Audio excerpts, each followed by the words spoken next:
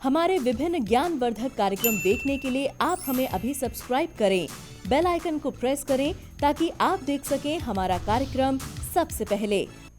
नमस्कार दर्शकों, तहे दिल से स्वागत है आप सभी का आपके अपने प्रोग्राम ज्योतिष ज्ञान में और मैं हूं आपके साथ मोनिका ग्रोवर। आज हम आप लोगों के लिए एक बहुत प्यारा सा विषय लेकर हाजिर हैं। क्या है वो विषय? बहुत प्यारा सा, जिस पर आज हम चर्चा करेंगे, ज़रूर बताएंगे आपको। लेकिन उससे पहले स्वागत करते हैं हमारे बेहद खास मेहमान का। जी हाँ, the famous palmist, astrologer and vastu expert professor Dharmendra Sharma ji का। नमस्कार सर। नमस्कार सर, कई बार हम देखते हैं कि हमें एक मीठी नींद, अच्छी नींद, स्वस्थ नींद नहीं आती है, क्यों?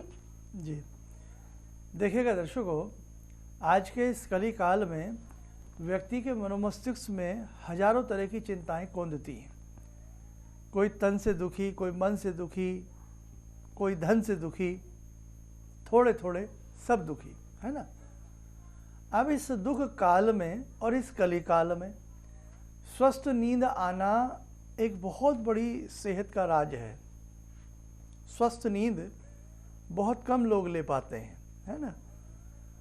स्वस्थ नींद आना हमारी बॉडी के लिए नितांत आवश्यक है और स्वस्थ नींद से शरीर स्वस्थ होता है और स्वस्थ शरीर में ही स्वस्थ मस्तिष्क का निर्माण होता है और स्वस्थ मस्तिष्क में ही स्वस्थ विचार उत्पन्न होते हैं और स्वस्थ विचारों से ही उसका कर्म शुभ और स्वस्थ होता है।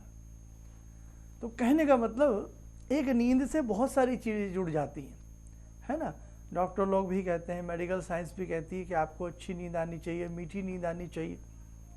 लेकिन कुछ लोगों का तो समय रात को तारे गिनते बीत जाता है या कहीं ना कहीं विचार विमर्श में अध्ययन करते करते अरे सुबह के 4 बज गए, 5 बज गए, सारा समय इसी में निकल जाता है।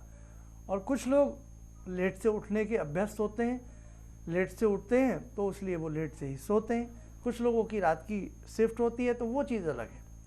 लेकिन आज हम बात प्रॉपर आपसे करेंगे कि आपको अच्छी नींद क्यों नहीं आती, उसका कारण क्या है। देखो, एक तो आपके विचार तो हैं ही, नेगेटिव थॉट्स भी, आपके मानसिक चिंताएं भी हैं, जिसकी वजह से व्यक्ति को स्वस्थ नींद नहीं आ पाती।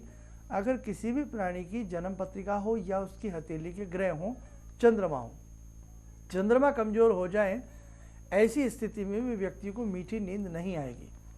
चंद्रमा केतु के साथ या राहु के साथ युतिबद्ध हो जाए तो भी व्यक्ति को स्वस्थ नींद नहीं आएगी। पूरी रात भर उसका दिमाग किसी न किसी चिंतन में लगा रहेगा या उसकी नींद बहुत कमज़ोर होगी। शनि और चंद्र अगर जन्मजात किसी व्यक्ति की जन्म पत्रिका में विराजमान है तो भी हमने देखा है कि उस प्राणी की नींद स्वस्थ नहीं होती है, बड़ी कच्ची नींद होती है। जरा सा कुछ हुआ नहीं, वो व्यक्ति उठ जाता है। और कई बार तो कुंभकर्ण की नींद के भी लोग होते हैं कि ढोल नगाड़े बजाते रहिए, जनाब के ऊपर फर्क नहीं पड़ेगा, खराटों की लय और ताल टूटती नहीं है। लेकिन फिर भी नींद स्वस्थ आना बहुत आवश्यक है और बहुत ज़रूरी है। यूँ तो बहुत सारे योग हैं, बहुत सारी बातें हैं जिसकी वजह से नींद नहीं आती। शायद इतनी मैं भी नहीं जानता हूँ, आप भी जानते होंगे बहुत सारी बातें तो। लेकिन मुझे एक बात ज़रूर पता है कि स्वस्थ नींद कैसे ली जाए, क्या उसका धर्मशास्त्रों में कोई मंत्र भी है? जी हाँ, आइए दर्शकों, मैं मीठी नींद लेने के लिए आज आपको एक बहुत सुंदर मंत्र बताता हूँ। किस मंत्र को पढ़ा जाए, ध्यान से सुने। जब आपको नींद अच्छे से ना आ रही हो, उस वक्त में आप दुर्गा जी का ध्यान करें, भवानी का ध्यान करें और एक मंत्र पढ़ें, या देवी सर्वभूतेषु निद्रा रूपेण संस्थिता नमस्तस्यै नमस्तस्यै नमस्तस्यै नमो नमः। दोबारा सुने, या देवी सर्वभूतेषु निद्रा रूपेण संस्थिता नमस्तस्यै नमस्तस्यै नमस्तस्यै नमो नमः। जब आप इस मंत्र को पढ़ रहे हों, भगवती का ध्यान कर रहे हों और ऐसी विनीत भाव से विनती कर रहे हों कि माँ आपकी कृपा से मुझे नींद आ जाए। आप ध्यान करो ना, जब बच्चे थे आप, हम सब बच्चे थे, तो माँ ही तो सुलाती थी प्यार से। कुछ भी दिक्कत आ जाए, बुखार आ जाए, कुछ भी हो जाए, तो माँ कहती थी सो जा बेटा, चिंता मत कर। तो ऐसे ही ये जगजननी है, संसार की माँ है, ये भी मीठी नींद में हमें सुलाती है, हमारी चिंताओं को दूर करती है और हमें माँ के आंचल जैसा हमें प्रेम प्रदान करती है। अब लगे हाथ उन लोगों की भी बात कर लेता हूँ बहुत लोगों का विश्वास भी नहीं है मंत्रों के ऊपर, या बहुत लोग अलग समुदाय के भी हैं। तो वो लोग क्या करें, ऐसी स्थिति में आप 100 से लेकर के 1 तक उल्टी गिनती गिना करें। आप बिस्तर पर लेटे लेटे 100 से लेकर के 1 तक उल्टी गिनती गिनना शुरू करें, लेकिन गिनती में गलती ना हो। मैंने देखा है कि आपकी गलती ना हो, आप उसे पकड़ते पकड़ते सो जाएंगे। क्या 88 बोला नहीं बोला, 79 बोला नहीं बोला, तो आपको नींद आ जाएगी। उल्टी गिनती गिनने से भी नींद आती है। अब कुछ ऐसे भी लोग हैं जो योग के ऊपर ज़्यादा बल देते हैं। उस स्थिति में क्या किया जाए कि जब नींद ना आ रही हो तो हमें गहरे गहरे 5 श्वास भरने चाहिए और छोड़ने चाहिए। ऐसी स्थिति में भी शरीर को बिल्कुल ढीला छोड़ दें, जैसे योग में शवासन किया जाता है, बिल्कुल ढीलापन ले आए, तो भी हमें अच्छी नींद आती है। एक विशेष बात, अब वास्तुशास्त्री भी हैं बहुत लोग, है ना, हम भी हैं वास्तुशास्त्री। अब वास्तु के तहत भी एक बात जान लीजिएगा, जिस रूम में, जिस भवन में आप सोते हैं या सोती हैं, उसके ऊपर कोई बीम नहीं होना चाहिए, है ना। कई बार आपका जो बिस्तर लगा है, आपका बेड लगा है, वो बीम बिल्कुल ठीक उसके ऊपर बीम आ रहा है, तो भी आपको बेचैनी वाली नींद आएगी, शुभ और शुद्ध नींद नहीं आएगी। एक छोटी बात और सुने, जहां आपका दरवाज़ा है, दरवाजे के ठीक बीच में आप चारपाई ना डालें, बेड ना डालें। आने जाने के रास्ते में, क्रॉसिंग रास्ते में आपका बेड नहीं होना चाहिए, आपका बिस्तर नहीं होना चाहिए। वहाँ पर भी नींद आएगी, लेकिन व्याकुलता वाली नींद आएगी, बहुत अच्छी मीठी नींद आप नहीं ले पाएंगे। तो रास्ते में भी नहीं सोना चाहिए, चाहे बाहर का रास्ता हो या आपके घर का कोई भी रूम का रास्ता हो, ये चीज़ भी आप ध्यान रखें। दक्षिण दिशा में आप अपने पैर करके ना सोएं, ये भी आप ध्यान रखें। दक्षिण दिशा में सिरहाना कर सकती हैं, लेकिन दक्षिण दिशा में अपने पैर करके नहीं सोना चाहिए।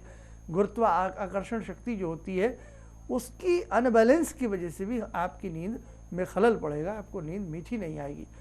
पूर्व दिशा में पैर करके भी नहीं सोना चाहिए, उससे भी आपकी नींद में बहुत दिक्कतें आएंगी।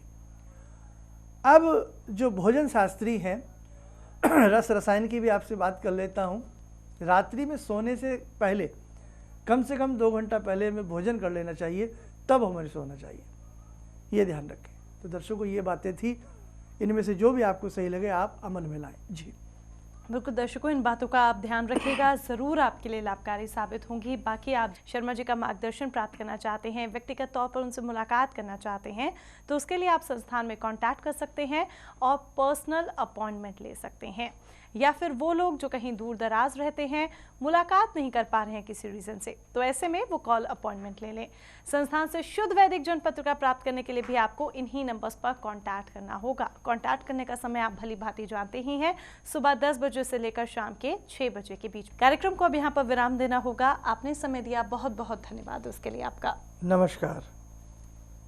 नमस्कार। मेरी बार बार आंखों की नाड़ी फट जाती थी, तो डॉक्टर ने मेरे को बोला कि ये कैसे हो गया।